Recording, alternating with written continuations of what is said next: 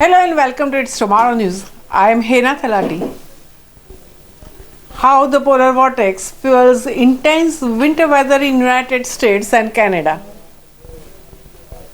Intense snowy wintry weather in the United States has been fueled by the activity of the polar vortex slipping down to engulf large parts of the country.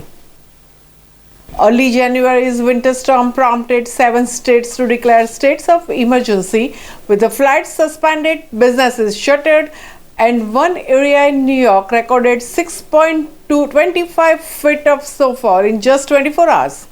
Another wave of Arctic air has kept temperatures lower than average through to the middle of the January, and the parts of the Midwest to the Appalachians and the Atlantic seaboard expect further wintry storms. The Arctic cold air, due to the disrupted polar vortex, is making an unwelcome return to some parts of the Canada, bringing frigid temperatures and severe weather alerts across the country.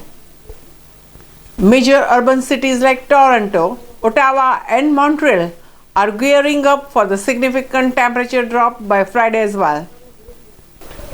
This blast of cold weather is due to the activity of the polar vortex. The polar vortex, or the Arctic polar vortex, is a ring of strong westerly winds that form between 10 and 30 miles above the North Pole every winter, enclosing a large pool of extremely cold air. The stronger the winds, the more the air inside is isolated from the warmer areas. When the vortex is stable, the polar jet stream shifts northward, helping to keep the coldest air within the Arctic. However, when this stable scenario breaks down, it can mean an intense cold snap at mid-latitudes, where the United States and Canada lies. When the vortex weakens, its pattern of winds changes from the circular ring to a wavy band that loops further south. And this unleashes the cold weather normally retained at the pole further south. The polar vortex doesn't always influence the weather in the mid-latitudes, but the effects can be extreme when it does.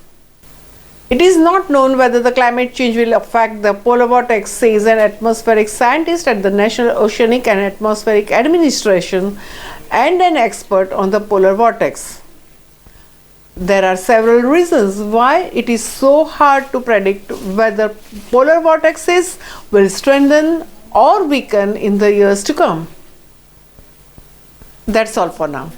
For more weather news updates, stay tuned with us. It's Tomorrow News. For more global weather updates like this, subscribe to our channel and hit the bell icon for regular updates.